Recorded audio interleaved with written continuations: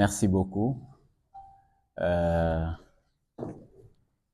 Nuri Tasni, c'est vraiment avec un réel plaisir, un réel plaisir que nous recevons le partenaire financier de Tasni au Sénégal et ici à Kafountine.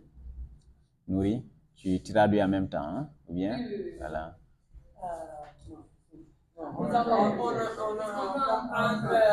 Un peu. Voilà. Donc, je m'appelle David Diatta. Je suis le maire de la commune de Kafountine. Alors, quand notre partenaire Tasni nous a fait part de votre venue au Sénégal et ici à Kafountine, nous avons accueilli la nouvelle avec joie. Et c'est pourquoi la date d'aujourd'hui, la rencontre.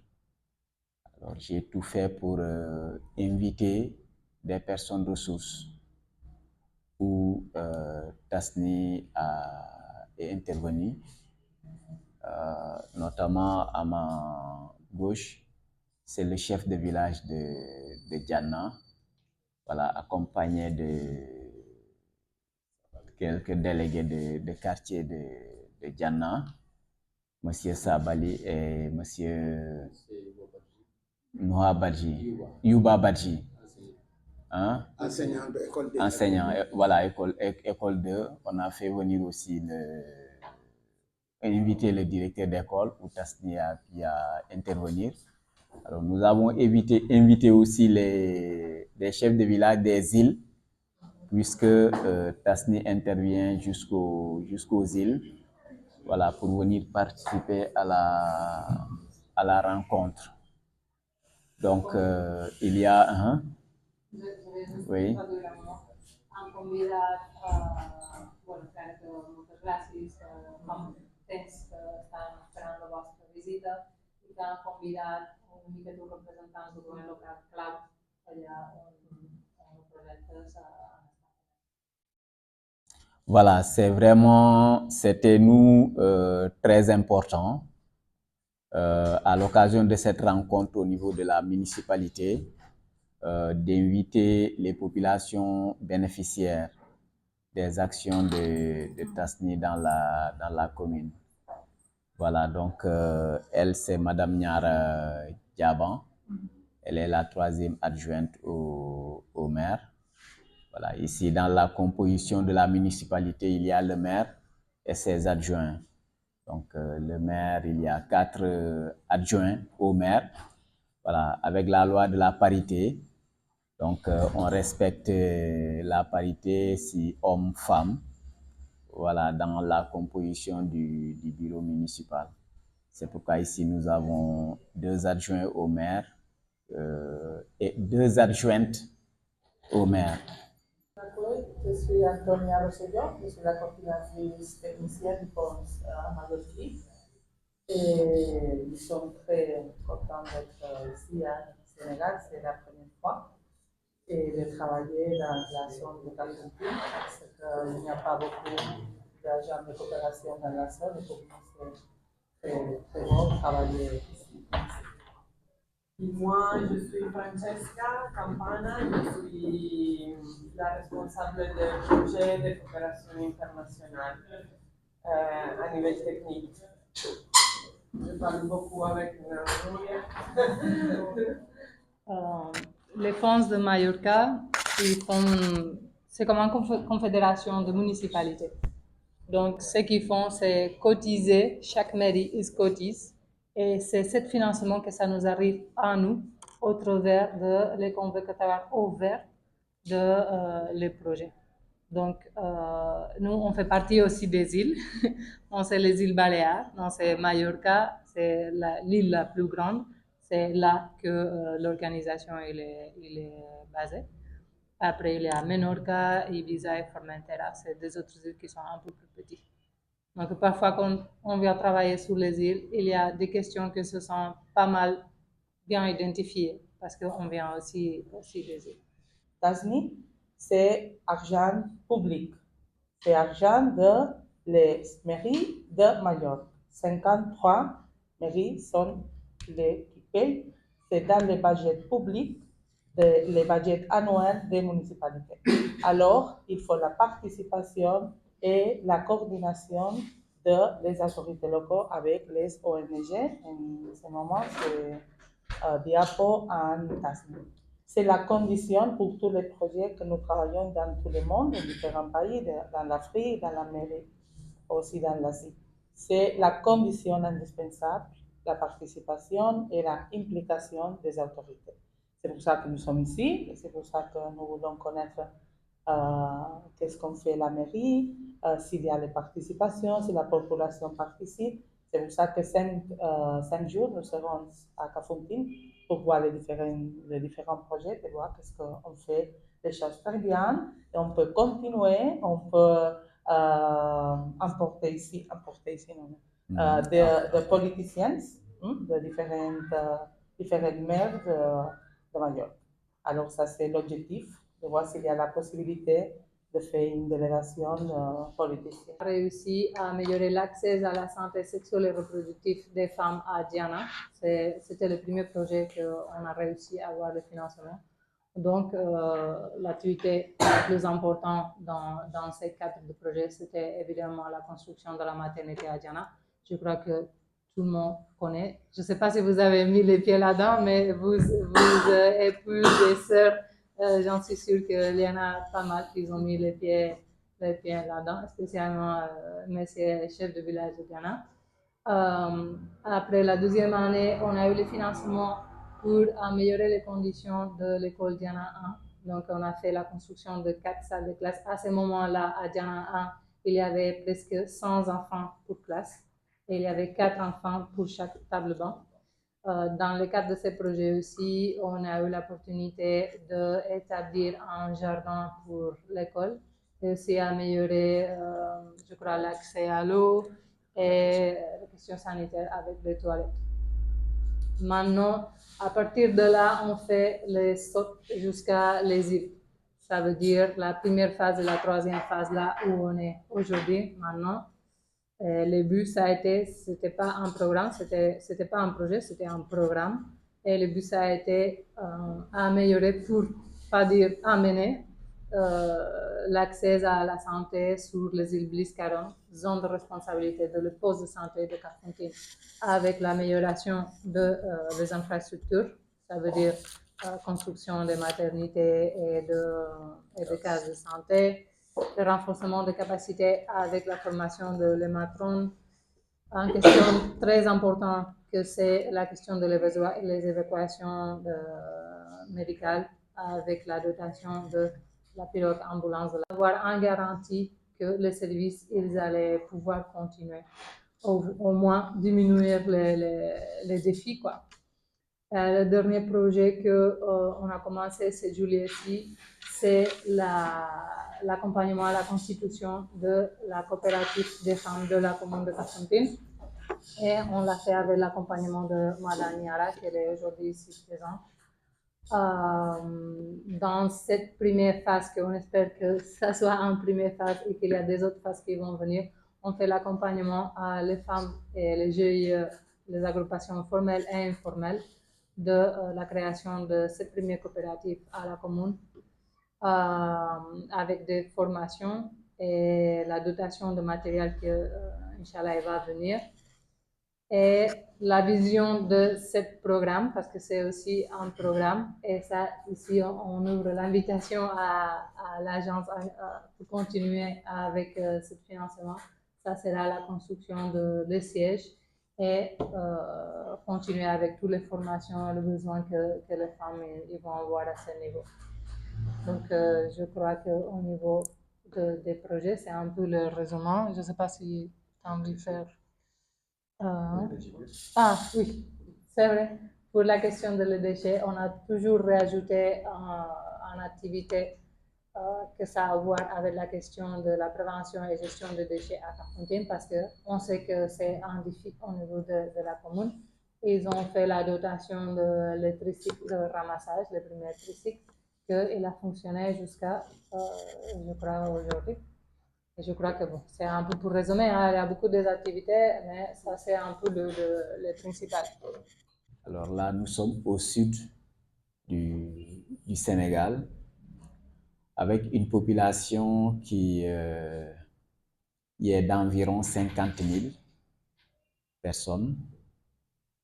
Alors, le dernier recensement, on était à 41 000 personnes, sans compter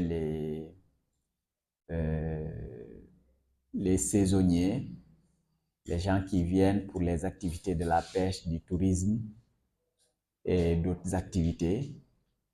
Alors, ce qui fait qu'en termes réels, la commune de Kafountine avoisine les 50 000 personnes.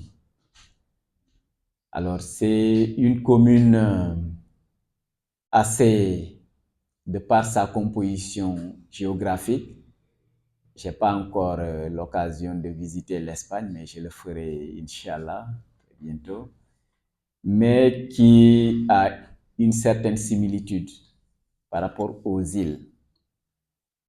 C'est une commune qui est constituée d'un ensemble de villages au nombre de 19 et subdivisée en deux parties. Il y a la partie continentale où nous sommes comme ça, qui est constituée de 5 villages. Kafountine où nous sommes, Diana, Abenne, Albadar et Colomba. Et une deuxième partie qui est constituée des îles. Et là-bas, il y a 19 villages. Excusez-moi, 14 villages sur les 19. C'est dans ce sens que j'ai dit qu'il y a une certaine similitude, parce on entend beaucoup parler des îles d'Espagne. Tout. Voilà, donc, et c'est la commune qui a plus d'îles au Sénégal. Alors, dans la Basse-Casamance, c'est 24 îles. Et sur les 24 îles, les 14 sont dans la commune de Kafountine. Par rapport à ce partenariat avec Tasni, comme ils ont listé les réalisations faites dans la commune de Kafountine et les domaines dans lesquels ils interviennent, notamment la santé, l'éducation, le cadre de vie avec la gestion des déchets. Et maintenant, une voie qui commence à s'ouvrir avec l'économie, en accompagnant les femmes dans la mise en œuvre d'une coopérative agricole des femmes qui cadre bien avec la vision et la politique économique au Sénégal avec les nouvelles autorités qui font de l'agriculture un levier important et surtout avec l'autonomisation des femmes. Alors, la première réalisation, effectivement, j'ai eu l'honneur de présider l'inauguration de la maternité de Diana quand je venais fraîchement d'être élu. Et sur ce bilan de réalisation dans le domaine de la santé, ils l'ont si bien dit, avec la pirogue ambulance des îles Bliss, des villages des îles Bliss, et avec la construction des cases de santé et maternité, qui ont un impact positif énorme pour les populations des îles, caractérisées par l'enclavement, l'accès très difficile. L'anecdote que je donne souvent, ici c'est le chef-lieu de la commune, et pour ceux qui viennent des îles là, sur une distance de moins de 20 km, ils vont faire 48 heures. Ici à Kafountine, le jour du voyage, s'il a une activité à mener le lendemain, ou même 72 heures, même pour un extrait de naissance. Donc, l'accès n'est pas aussi facile. Donc, si ces populations parviennent à avoir ce genre d'infrastructure, ça soulage considérablement et ça contribue au bien-être de ces populations. Alors, toujours sur le domaine de l'éducation, comme ils l'ont si bien listé, alors, présentement, la commune de Kafountine a plus de 26 écoles et plus de 6 000 élèves. Et présentement,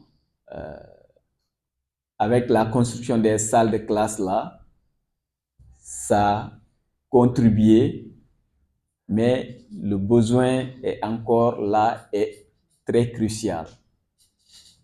Présentement, si vous partez par exemple à Kabar, avec l'hivernage là, ils étaient obligés, ils n'ont même pas commencé les cours parce qu'il fallait attendre l'hivernage pour mettre des huttes pour que les enfants puissent commencer les cours.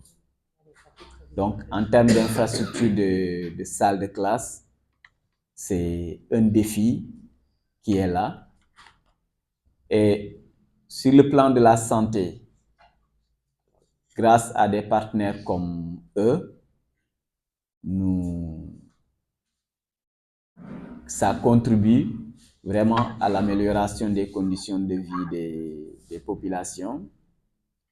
Et que sur le plateau médical, ici à Kafountine, alors normalement avec les normes de l'OMS et vu la démographie de la population, la commune pouvait ou devrait être dotée d'un centre hospitalier où on peut avoir des médecins et des spécialistes, mais que jusque-là, le plateau médical, nous sommes toujours à un niveau de poste de santé.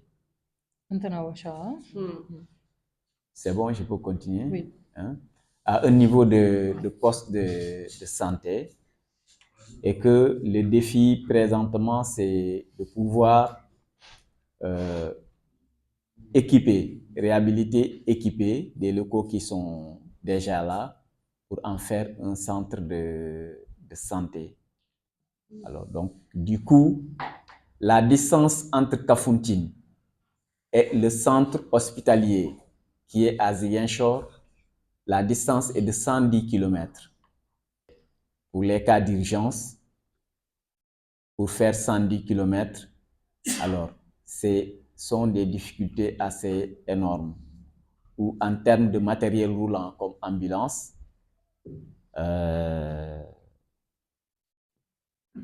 c'est un besoin, une réalité qui est là. Alors, ce tableau assez sombre ne cache pas aussi moins les opportunités qui s'offrent. C'est pourquoi j'ai aimé leur approche de coopérative des femmes. J'allais même ajouter des jeunes. Parce que le phénomène de l'immigration irrégulière qui touche les jeunes, la commune de Kafountine est devenue le principal site de transit et d'embarquement des jeunes candidats à l'immigration irrégulière. Et que présentement, en plus des efforts de sensibilisation et des mesures sécuritaires pour freiner le phénomène, les solutions réelles, c'est les activités économiques, le travail d'emploi qu'on cherche à trouver aux jeunes. Et Kafountine offre ces opportunités énormes d'emploi, d'auto-emploi, pour fixer les jeunes et réduire le phénomène de l'immigration irrégulière. Et dans ce sens-là, je pense que avec cette coopération, cette collaboration, nous pouvons tous contribuer et aider nos gouvernements respectifs à lutter avec des mesures endogènes de lutte contre l'immigration irrégulière. Donc, c'est ça un peu les défis. Et comme je vous disais que c'est une commune côtière. Alors, commune côtière, la vulnérabilité et l'impact face au changement climatique, c'est aussi une commune très vulnérable qui aujourd'hui est frappée de plein fouet par les impacts négatifs du changement climatique. Avec déjà l'érosion côtière, l'avancée de la mer, qui est devenue vraiment un drame et qui réduit l'emploi parce que l'activité principale qui est la pêche. Le site d'embarquement de Kafountine à Benne et Djana à Benne, tout ça c'est des sites d'embarquement. Alors ces sites-là sont en train d'être rétrécis du fait tout simplement que la mer gagne la plage et que les pêcheurs ont du mal à trouver de l'espace pour débarquer leur pirogue. Et que aussi l'activité économique qui touche également de plein fouet les femmes. Nous sommes en train de vivre ce que l'on appelle la salinisation des rizières, des zones cultivables. Voilà. Donc, la capacité productive, que ça soit dans les rizières, a beaucoup baissé. Parce que tout simplement, que ça soit dans les îles, que sur la terre ferme, les surfaces cultivables sont aujourd'hui affectées par le sel. Alors du coup, cette capacité productive économique a drastiquement baissé. Donc, ce qui fait que ce sont ces enjeux ces défis auxquels nous sommes aujourd'hui confrontés. Mais il y a des possibilités. Parce qu'il y a des possibilités, il y a d'énormes opportunités pour faire face à tout cela. Les opportunités, le potentiel économique qui est là, qui n'est pas assez valorisé, le potentiel culturel également, qui n'est pas assez valorisé, avec les recettes que nous essayons aussi de recouvrer pour faire fonctionner la municipalité. Alors, le troisième pilier, ce sont les fonds de concours de l'État. Alors, au Sénégal, la décentralisation, si les collectivités territoriales ont leur autonomie financière et leur autonomie de gestion, alors cette autonomie-là ne veut pas dire indépendance. Et que l'État central contribue financièrement chaque année au fonctionnement des collectivités territoriales. Voici un peu comment est-ce que nous fonctionnons. Mais dans le cadre de la décentralisation au Sénégal, les collectivités territoriales ont 9 domaines de compétences. 9 domaines que la loi les attribue, domaines dans lesquels elles interviennent, notamment la santé, l'éducation, l'environnement, l'urbanisme, la planification, j'ai dit santé, j'ai dit éducation, j'ai dit environnement et cadre de vie, culture, sport. Donc voici ces domaines à lesquels les collectivités territoriales interviennent.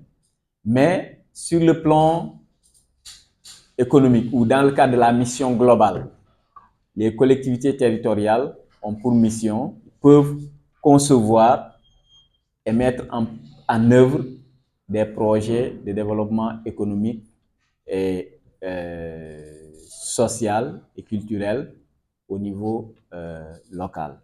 Donc voici de façon vraiment résumée la municipalité de Kafountine avec ses défis, ses enjeux et avec également ses forces et ses faiblesses.